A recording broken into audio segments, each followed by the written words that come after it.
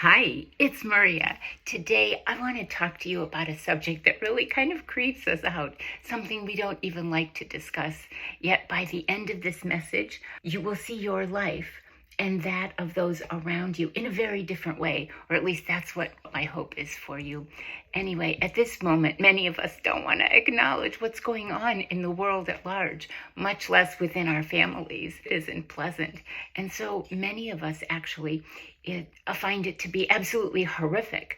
It's like an utter embarrassment, right? We can't even believe. Sometimes we feel so ashamed to even know these people, much less think of them as family or, God forbid, tell anyone that this is our family. And so we don't want any association, right, with these kind of low-vibing humans, yeah, who act more like savages or like wild animals preying, scouring, scavenging, on innocent humans. And so it's like so yucky. And it's like we've got like these parasites, that have made it their life mission, I think, to live off of us, because that's what parasites do. Anyway, some of us have had people that copy us. Yeah, and they plagiarize our work and they steal our identity. So all of a sudden there's another one like you walking around, acting like you, and they violate our email accounts and they eavesdrop on all our conversations and even our phone calls and our texts and our Facebook and our Instagram and our website and more. And then they watch us in the bathroom and they watch us in the bedroom and in every other room. And they listen to our every word. And they try to sabotage everything we do in our life. And we don't even believe it. It's ridiculous. It's just so stupid. Anyway, and they try to steal our ideas, yeah? And they steal our businesses and our homes and our furniture and our clothes. And in fact, they even want to steal our dishes and everything. So like when we have like a little cup like this, or here's like a little saucer and we have this. And so if they steal it, then every time they go to like make a little Greek coffee or whatever, I use this to put my vitamins in it because it's kind of cute. But anyway, if I turn it around like this, so you see it has my vitamins in it. And I just kind of keep it there, and it looks, instead of having vitamins like in a little baggie or something. Anyway, I think it's kind of cute. Anyway, yeah. So every time they use that, what do they think of? They think of us. And so it's kind of like when you get a divorce, and all of a sudden the person you're divorcing says, I want everything. I'm going to take that and that and that and that and that. And you think, go ahead, take it. Because every time you're going to look at that painting or every time you're going to look at something, you're going to remember me because I'm the one that chose it. It's my taste. And so if that's what you want to do, instead of starting fresh and starting a new chapter in your life, you want to drag, all the stuff, the baggage, both good and bad, with you, then go right ahead. And so anyway, I guess people that don't have any style or taste of their own, they don't have any original thoughts either. And so they need to copy us. And I know, I think that's really weird. I remember when I first got married and one of my ex's friends, it was like they copied everything they did. We bought I think at one point we bought a cutlass. And so they went and bought the same cutlass, same color, same everything. And I thought, wow, there's so many different cars. But anyway, it's just kind of silly. I think it's so much better when we can just be our authentic self instead of thinking like we have to fit in and we have to have what they have and try to compete and stuff. I never really understood that because I never wanted to be anybody other than me. I loved my life and I still do. And so I just think, what a shame to actually, sit and think about somebody else and say, oh, I'm going to be like them because I can't think for myself. But anyway, it's like being haunted by somebody else's energy, actually. And so when people want everything we have and they want to all our ideas and stuff and our creativity and you know what? It's like a copycat. And I remember in elementary school, if somebody would copy our ideas, our third grade teacher or something would give them an F. Like if we had to write a paper or something like that, or write a story, and all they do is just copy somebody else's work, and it's like, well, no, I'm not going to give you an A because you're a good copycat. Nah, I don't think so. And so that's just the way it is. It's just so ridiculous. We don't even want to be associated with some of them because they're like total criminals. And so they want to talk like us. They want to act like us. They want to walk like us. They want to eat like us. They want to laugh like us. Yeah. And some of them even want to have plastic surgery. And so talk about being like obsessed and crazy, creepy, or is it creepy, crazy? I don't know. Anyway, I think you just don't want to be so hard up. Please just go find yourself, right?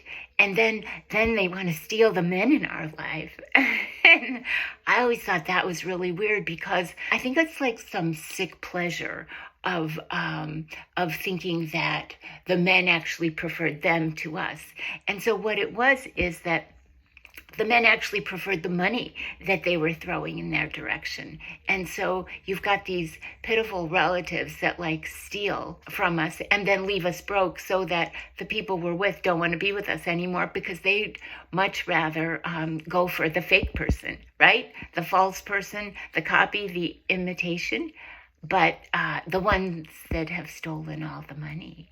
And so I guess stolen money is better than no money. For them, I don't know. But anyway, it's kind of like the yucky crab, the fake crab. Even on the package, it says imitation crab. And so it's, I think, some kind of cheap fish, but they pass it off as crab, but it isn't the real thing. And so I just always thought it's so much better to embrace who we really are. Scars and all, and whatever we've been through and all. It's just because we're being real. We're being who we are. We're not like the Barbies. All the Barbies, you can look on a shelf in a toy store and there's, beach Barbie, and then there's birthday Barbie, and then there's, well, I don't even know. It's been so long. But there's, what other kind of Barbies would it be? Bowling Barbies or flying a kite Barbies, or I don't know, ice skating Barbies. And so you have all of these when in fact it's just so ridiculous. And so it's nice to just embrace who we really are because that's what makes us so special. And so, when I actually felt so ashamed actually that my sis and my son would engage in such criminal behaviors that they actually had to lie and pretend that they were me. And so they wanted everything I had. And so I just think it's a sickness actually, because the divine sees what's going on, and the divine wants us to be real, doesn't want us to pretend we're something we're not, because then we're not being true to ourselves. And so we live in a time now where we're actually embroiled in warfare. And so it's a spiritual warfare. And yet some of us, well, for our armed forces, it's physical combat. But when we have the spiritual warfare and these people act so crazy, it's almost like a mental illness. Really, like years ago, these people would have been committed to institutions. And in fact, now, people are just running amok and doing all kinds of strange things. There's so many scams out there, and so many white-collar crimes, and so many people trying to cheat and lie and steal and impersonate other people and take their identities and do all kinds of things like that. We accept the insult upon insult upon insult onto our psyche. And so it's almost to our mental and our emotional and even to our physical being that we allow this to go on because we just try to ignore it because it is so ridiculous. And so it's kind of like the Stepford Wives, they have nothing on us, and male or female. And so many people have become like automatons, really. And so, we've got the AIs and all of that stuff. it's just mind-boggling. I mean, really, 10 years ago, would you have ever imagined? Well, I certainly wouldn't have.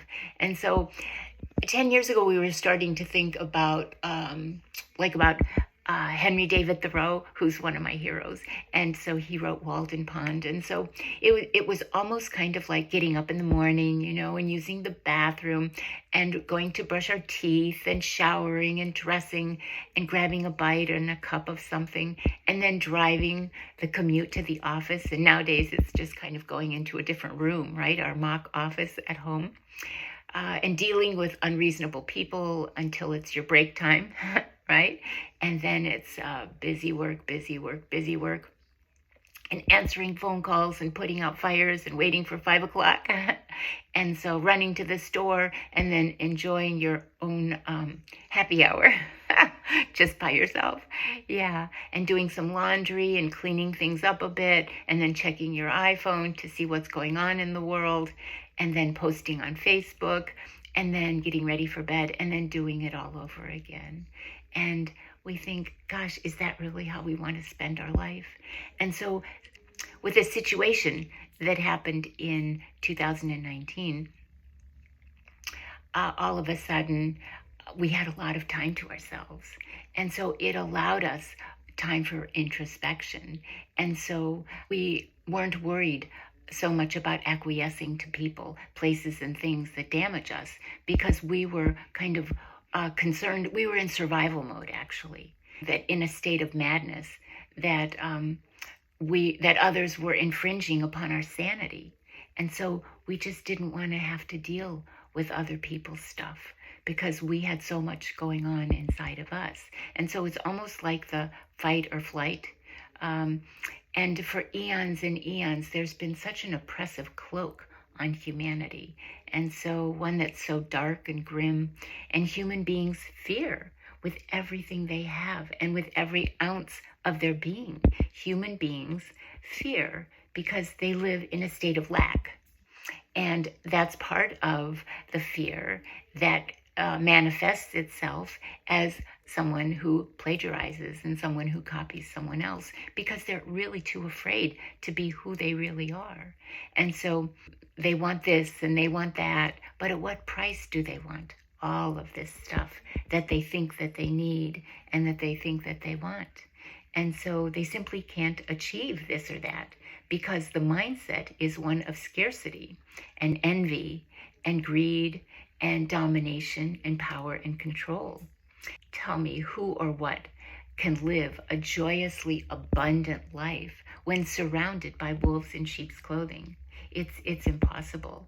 And so people are living in survival mode, and they're not worried though about the wild animals. They're worried more about their own family behaving like wild animals, right? And so now we have companies that are closing and laying off workers, and our food is contaminated with listeria outbreaks, which is the latest thing that I've seen, at least given the news in Florida. And so there are recalls on cheeses and yogurt and sour cream and meat, and remember meat with mad cow. And so if it's not some pathogen, then the food's been irradiated and drenched in insecticides, neurotoxins that attack the nervous system of living beings. And I won't even get into the injections that 70% of the world's population received 13.5 billion doses. And you know exactly what I'm talking about. But the good news is that sometimes when we go through this, all this darkness and all of this stuff where people are just too afraid to be who they really are, we kind of go through a healing process. And many times that healing process actually allows things to bubble up and get worse before they can get better. Remember, we've talked about a healing crisis in the past. And so we become aware and we pay attention more to our bodies and to our environment. And after we've been beaten down enough times, we learn to put up boundaries, which is really a wonderful thing to do. And it's something that we should all do. And we should have never gotten rid of those boundaries, because when we are protected then we have that sense of self, and we have that sense of protection. And so we don't allow negativity to infiltrate our space, whether it's our body, whether it's our home environment, whether it's our town, whether it's our world, right? Because it's all a matter of how we view life and how we view ourselves in the world. And so we can move forward knowing that positive change is on its way, right? And that's really good news, because we learn through contrast. And we know that we can't really define hot unless we know what cold is, right? And we can't really define truth unless we know what lies are. And we don't know about safety and security and goodness until we know they're opposites, right? And so the old and outdated versions of ourselves were to sweep things under the rug, right? And to keep secrets. Shh, we're not going to tell anybody. I think I'm like shaking this table, and so probably my camera is shaking, so I do apologize. When we think about closing our eyes in order to play it safe and not rock the boat, like I'm rocking my computer, well, when we think about not rocking the boat, that boat has already sunk, right? Because the structural integrity has been sacrificed long before it set sail. The hole at the bottom was letting in more water than the captain could empty the filling buckets, right? And so it was a losing proposition from the get-go. And so many people have been suffering and losing their jobs and their homes and their medical insurance and even their children to addictions. And don't even get me started on the lack of morality that has plagued and destroyed so many relationships and marriages and unions, to say nothing of the inability to engage in intimacy, right? And so intimacy, I liked it when somebody said, "Into me see," because you expose yourself, and so you allow someone to see into you. And so when we have so many different relationships, you can't possibly have intimacy, right? And so many people now think it's okay to be intimate with people you barely even know, right? You don't even know their name. And if you've slept with 5 others that day or that week or that month during your lunch break, or was it happy hour, or do you even remember? Oh my God. And so we have to discern what's right and what's wrong, right? And yet, at the same time, this is really key. There is no right and there is no wrong. And you're probably saying, "Oh, Maria, what do you mean there is no right and there is no wrong?" Well, I've given the example of the diabetic in the past, the diabetic that refuses to take his insulin, right? And so you would say, well, that is so wrong, right? But who's to say it's wrong? Because what if one follows a religion where they don't take medicine and they think they're doing the right thing, and doctors think it's the wrong thing, and most other people would think it's the wrong thing? Or someone with a brain tumor who refuses chemo, and their spouse and their doctors say, "Horror of all horrors, oh my God, that is so wrong that you're not doing chemo and that you're not doing allopathic medicine." And instead, these people engage in Dr. Joe's meditative healing modality, right? And they heal themselves. So was it right or was it wrong to not take the chemo route, right? And so, and maybe, what if they had completed the purpose of their coming to earth in the first place? And so to do that, maybe the patient died using either modality. And so who's right and who's wrong then? So we have this whole blame thing that turns into judging others, when really that's the last thing to be doing, right? We've all been given free will.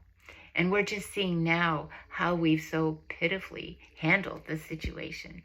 Anyway, I know I'm on a rant, but I'm just glad that actually my roommate is watching Greek TV, and it's the Survivor show. And so I'm just so glad that they're not screaming or whatever else. It gets kind of wild, and people are like, it's like watching the Super Bowl where people are really supporting one team and screaming. Anyway, it's good. So if you hear that, that's what's going on in the background. Anyway, things are just really weird in the world, and I was feeling really weird the last few days too, and that's why I just wanted to kind of bring a message to you that was just because I was just so disgusted by thinking, wow, people are just so inauthentic, and there's nothing more beautiful than someone being who they really are, and someone being vulnerable and opening up and not being afraid to say what they think and say what they do and do it in a way where it's a beautiful thing, and there's no malice, and there's no hidden agenda, and there's no cheating and lying and stealing and doing anything that isn't above board.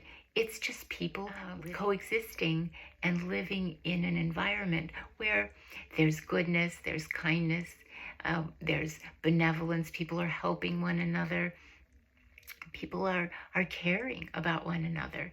And so Albert Einstein told us that no problem can be solved from the same level of consciousness that created it. And so when we look at the various career options, the various paths available to us, we have to realize that it's like joining a club. Think about that, because there are rules to be followed. And when those rules are not in the highest good of the individual or even of the group per se, but in the powers that be and the powers behind it all, then what?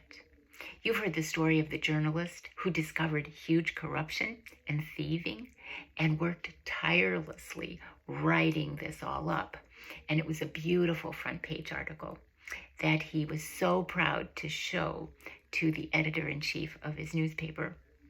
And the editor read it and then said, rip it up and burn it so that it never gets out, because it's not to get out. And the young staff reporter was shocked, and he soon, though, understood that every profession has their professional secrets. Yeah. And so when you think about it, good luck finding a doctor that'll testify against another doctor, right? Or an attorney that will testify against another attorney. Very rare. Or a judge that will testify against another judge. And even plumbers, yeah, and electricians and builders and contractors and private investigators won't even tell you if they find cameras in your home put in by others. And even if that's the only reason why you hired them, right?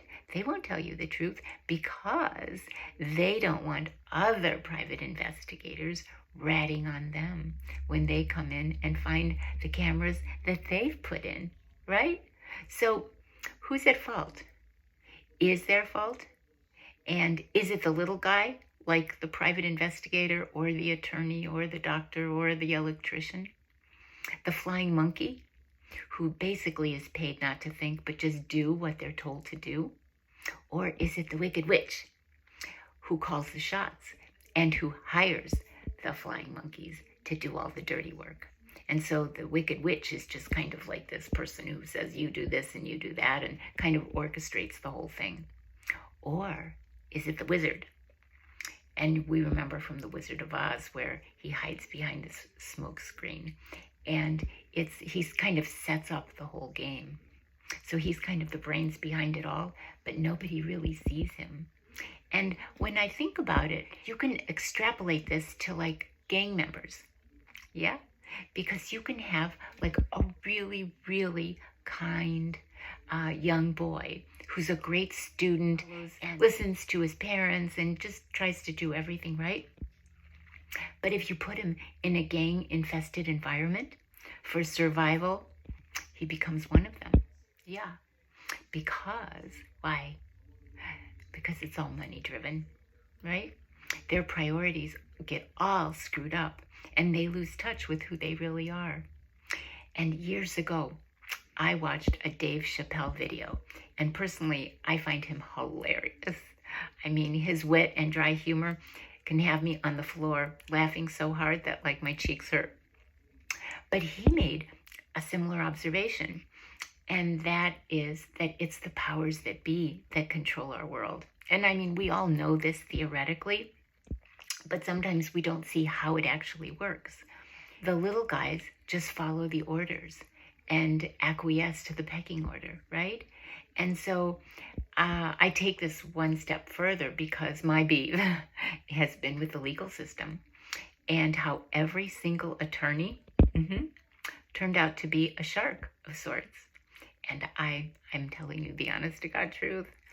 And I feel like I can say that, though, about attorneys because I went to law school and knew that I wasn't interested in being a part of that group. I was there to learn. And a legal education is fabulous. And it's priceless, really. And my ex used to say that his wife has an expensive hobby. She goes to school, she goes to grad school, she goes to med school, she goes to law school. She does all kinds of things because it's an expensive hobby. But anyway, I didn't really need to tell you that one. But I like to do things like that because I had medical training. I could feel the pain of others. And so I couldn't participate in that. And yet I could find my niche because I could do research. And so I loved doing brain research. And I loved all my little projects that I had with rattlesnake brains and pseudo-pregnant gerbils and cadavers and things like that. But I didn't want to see the trauma and the gushing blood daily to feel like I was contributing. So you know what? We all have our strengths. And so I think absolutely like ER doctors and paramedics and firemen are just amazing because you really have to really be a special person in order to want to go in there and deal with all that trauma and the blood and the pain and the sorrow and everything. But those people are so needed. And so it's such a wonderful thing that we are all so different. That's why this whole copying thing where people just want to be somebody else is so ridiculous, and that there are clones of people, and it's like people aren't really being their authentic selves anymore. And so they're lying and they're cheating and they're stealing not only the behaviors of people and their attorneys, like my sister and my son, but their attorneys who kept suing me for everything I owned only to destroy me. And so I remember in the legal arena, the bigger the win for one side, the greater the loss for the other side. And so what happens is when you are just so caught up in the fight, this breeds total unethical behavior, right? And so, as I mentioned in one of my videos in this Stalker Injunction series, how my divorce attorney got away with charging me $4,000 for a day's work. But get this, he charged me $4,000 4 different times on the bill. And he could have just changed the date. You know, if it was like April 8th, he could have just done $4,000 for April 8th, $4,000 for April 9th, $4,000 for April 10th, $4,000 for April 11th. You know, he could have done that and I wouldn't have known the difference. But instead, he had April 8th, $4,000, April 8th, $4,000, April 8th, $4,000, April 8th, $4,000. And so he transferred over $16,000 from my account into his own account. And he was hiding his bills, and until I demanded a copy of it, and then he only gave me a partial bill.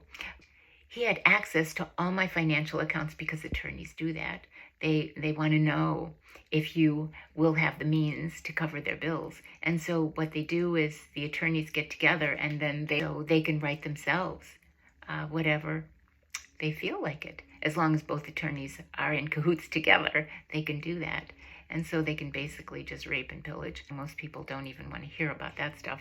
So the thing is that when I reached out for help from other attorneys, they just shrugged and they said, nah, you know, the bar doesn't care. The Illinois Supreme Court won't get involved.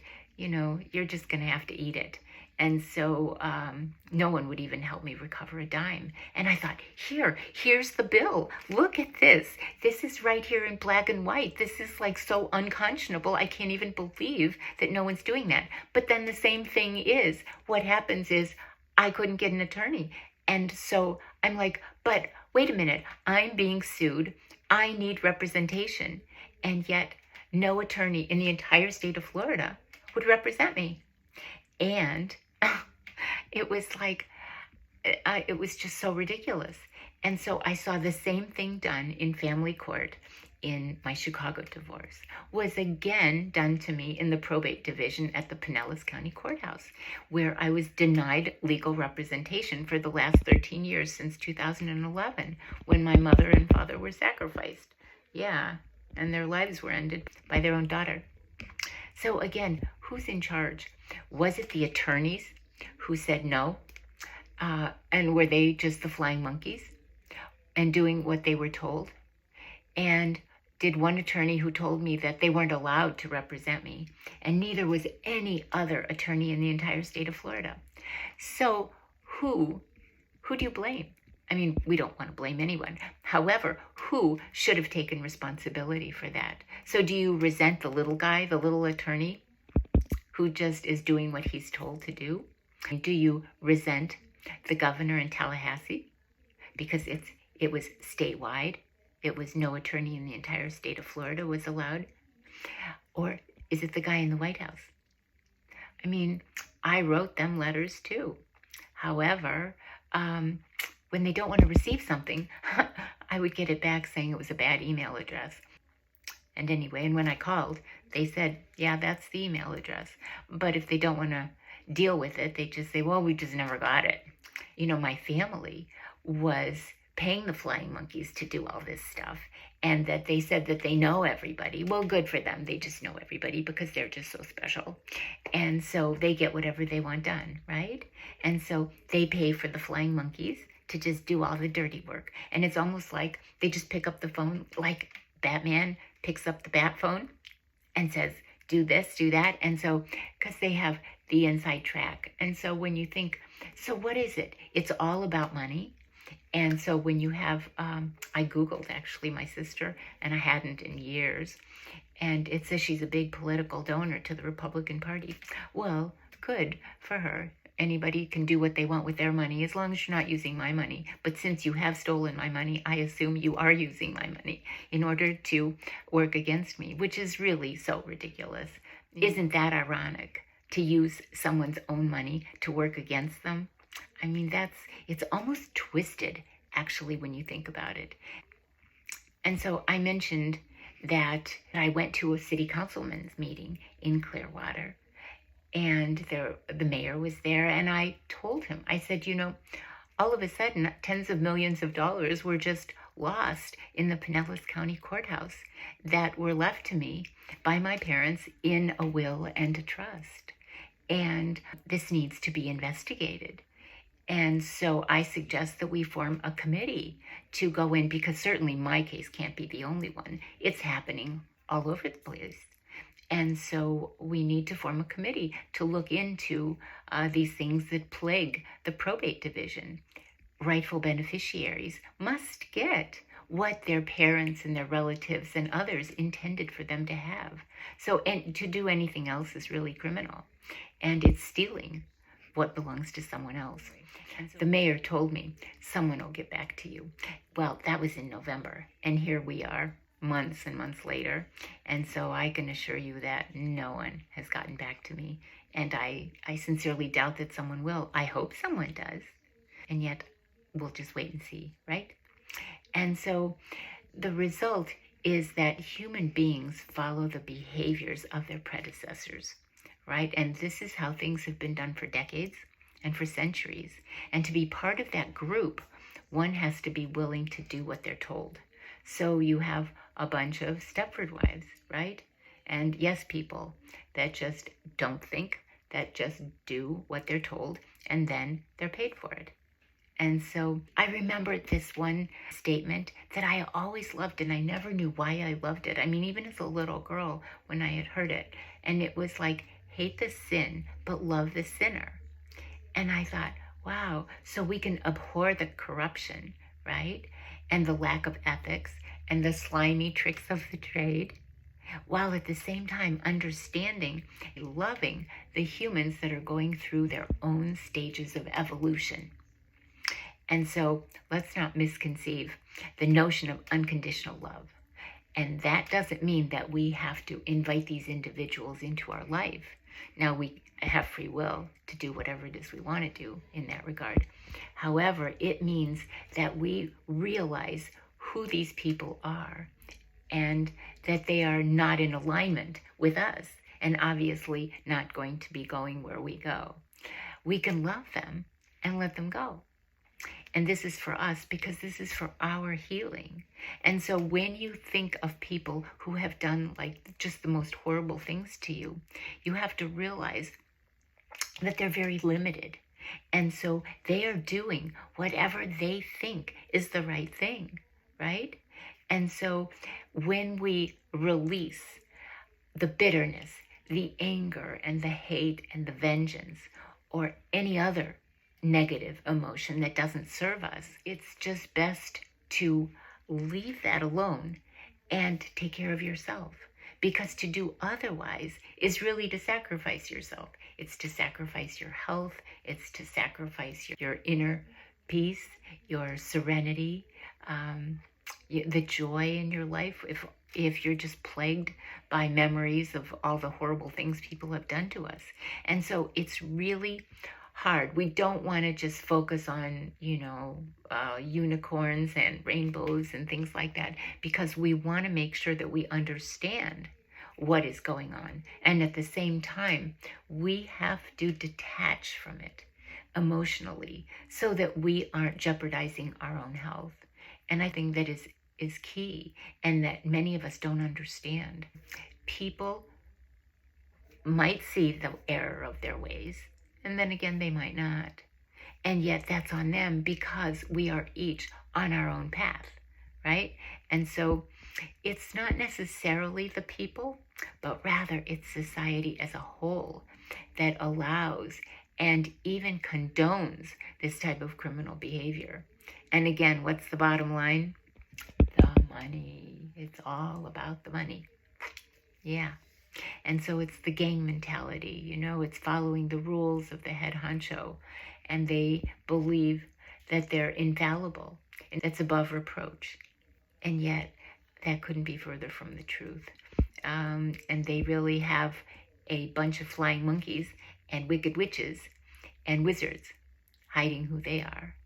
And so the monkeys are paid to do what they're told to do, right? Which is not to think. The witches are ugly and evil and miserable characters that strategize, creating pain and suffering. And that leads us back to the reason for our being on this little planet Earth, right? At this time in the evolution, because we as human beings are being encouraged to learn self-love. Because only when we can love ourselves and look at ourselves in the mirror and be proud of who we are, that we didn't succumb to the pressures of sacrificing our integrity,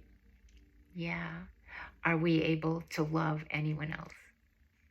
And so unconditional love is about understanding who people are at the various points in their development.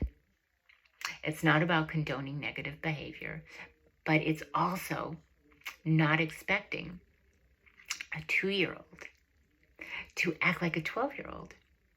It's about loving people at whatever stage of development they're in and not judging them for their lack of discernment, their lack of maturity, their lack of discretion, their lack of compassion and decency and humility and integrity. Because if they're still doing stupid things, then they'll experience the consequences of those stupid things, right? Because nothing goes by that doesn't come back to us, right?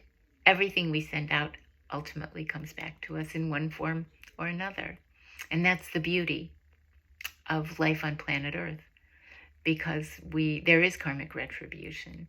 We can apply this notion to virtually any situation, even the Jerry Springer events, where we see some of the most unconscious people going around doing the goofiest things that will only bring havoc to their lives, right? Pain and suffering to themselves.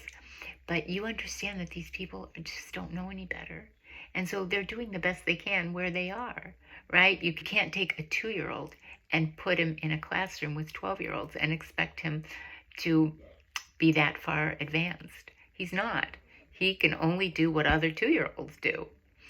When people come from abusive childhoods or dysfunctional family homes, or they have a lack of education, or they have a lack of conscience, or they're developmentally arrested in some form. Sometimes people have none of those issues. For instance, in my family, we didn't have a dysfunctional family, but yet there are just some people, I don't remember what that movie was, but it was called The Bad Seed. And I think it's some people are just born to be criminals, right? They have no conscience or morals or whatever. And so, especially when you notice people that pathologically lie. Now, I think those are some of the most dangerous people on the planet. You just don't know anything about where they stand about anything. And so they can just look at you. They're totally psychopathic, and they can just totally look at you and have absolutely no remorse or no shame or no emotion or anything. It's like just looking at a doll, because they don't have any concept of the truth. And they believe their own lies because they just open their mouth and whatever comes out, comes out. And so I just never even imagined that kind of thing, really. And so even in a gazillion years, I just didn't know how a pathological liar operates. But there are so many of them walking around this planet. And so when you notice something, it's not just the little red flags. It's like the billboards. And so just really stay away, protect yourself, and know that they can't be trusted. And so if you can't trust somebody, why do you even deal with them? I mean, I think it's actually self-sacrificial to put yourself in a position where you have to deal with somebody who has absolutely no remorse and no semblance of reality. They have no clue. They have no morals and no awareness of how stupid they even look, really. And they're running around just stealing things and lying and perjuring themselves in court and just trying to just live in la la land, in fantasy land, where nothing that they say or do is truth. And integrity is so important. We want to raise our vibration such that we ooze goodness and honesty and truthfulness and loyalty and all of the wonderful traits that make a person an example for others. I know when I heard that my sister and son were paying hitmen to actually end my life, and some of them I think are actually perhaps living on the next block, I just couldn't even imagine it. I just thought, this is too crazy. And yet, when you realize it, and then you think, okay, well, this is just who they are, and this is my test. My test is not to react, but instead to just respond and to just take care of myself in the best way that I can, and to actually tell as many people as possible, because if it's happening to me, it's happening to others too. And so you realize that these people actually have a purpose in our life, and that is to show us contrast. It's to show us who we do not want to be, right? And who we do not want to become. And they actually show us the worst of humanity. And so as we see the iniquity and the wickedness of their ways, we cherish our own life. And we actually feel pity for people who commit the atrocities against us, right? Because they are just so delusional in their entitlement, right, of infringing upon our life. We don't want them in our life because they try to ruin our life. And so that's their chosen path. And the key word here is chosen, because whether it's by will or by design, they've chosen it. Nobody made them do it. But remember, to better ourselves, we have to be aware of our place in the world. And usually people that suffer from mental illness do not know where they belong in the world. They can't even tell you, because they're so focused on crimes, and they're so focused on their addictions, and they're so focused on how to maneuver themselves and how to cheat you and how to do this and do that. And so they have no greater awareness of the world outside of their own twisted psyche, right? It's a lesson in detachment and in letting go of anything and everything that has meaning to us. You know, we're shedding the baggage, good and bad, and we come into this world with nothing but the potential for everything, right? And then we leave this world with nothing but growth, be it physical, mental, emotional, or spiritual. We take with us the experiences that helped move us forward as human beings, as beings of light and beings of love. And we take with us the love that we have for the people and the animals that mean so much to us. And so we have such an amazing arsenal available to us. And it's just a matter of tapping into the universal truth of who we truly are as energy and as energetic beings. Because everyone comes into our life bringing us a gift of sorts, right? And so the challenge is to pay attention to learn the lesson so that we move on rather than going round and round on a karmic wheel, being shown the same lesson over and over. And as they have a gift to give us, we have a gift to give them. And so I've mentioned in other videos that I was sprayed with a poison that nearly ended my life, and I journeyed on that path that was a healing journey from like 1989 to 1996 or something, where my body basically shut down and I was sensitive to everything, including my EpiPen and even water. And I could even feel electrical currents, and I could smell jet fuel miles away. And I could pass out just at the smell of a peanut. But I was labeled as a universal reactor, actually. But it was, you see, there was so much poison in my body that it was like one more drop and my cup runneth over. And so it was just going to stop. And so it was environmental allergies and sensitivities. But what does that really mean? What that means, what I understood it to mean, is that we live in a very toxic world. And it's like a toxic soup, if you will, that's laden with highly dangerous chemicals. But I was in a highly abusive marriage. And so I not only had my fill of the poison, but I also had my fill of the abuse, which is basically poison, right? And so my environment was a double whammy. My life at home, in my home, and my life with my family, and my life in the grander scheme of my world. And my body was telling me no more. I couldn't tolerate any more disrespect. I couldn't tolerate any more lies or cheating or the thieving by my own husband and my sister, who were working together to strategize to steal everything. And so when you realize, though, that we are here to see the larger picture of life, it's not about the stealing. It's not about the thieving. It's not about what they took or what they did or who they are or anything like that. It's the bigger picture. And so when we realize that we are not alone, and we realize that there is a higher power, the infinite intelligence of the universe, when you realize that there are forces in this universe, and whatever you want to call it, whether it's the most divine energy of existence, which I like that, or source energy, and it blesses us with messages. And by acknowledging that, in order to elevate to a higher state of consciousness, we need to erect boundaries. And we're required to refine and redefine ourselves and to respond rather than to react, right? And to show kindness and benevolence to everyone and to withhold judgment, for judging another serves no one. and is certainly not what we're here to do. And so I want to leave you with a message that years ago, and I was just in the process of overcoming the pesticide.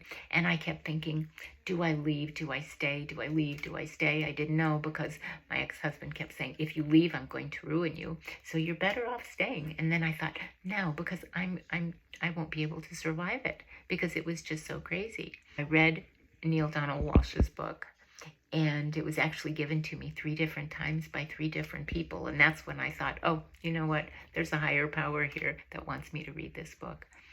It was all about self-love, and it was all about taking our power and not wasting our life because we are afraid, but knowing who we really are and moving forward in life. And so his words brought a smile to my face and tears to my eyes every time I thought of the message, I've brought you nothing but angels. And when I heard that, I just thought, yes, may you never fear bringing out your best self to the world. And when you think about it, we have legions of angels and archangels and heavenly beings in multiple dimensions protecting us and cherishing us. And when you think of how we are in such awe of how gracefully and efficiently we've handled so many crises already that have come our way, it's not hard to know who we really are as the most amazing human beings, as souls, as a partner, as a mother, a father, a daughter, a lover, a confidant, a friend, and most importantly, as divinity expressed, because that is the truth of who and what we are, really. And so I send you my love, and may you dream the impossible dream, and may it manifest for you in the most delicious way possible. And so till we meet again, I love you. And go out there and just look in the mirror and just tell yourself how fantastic you are, because you are. And so I love you.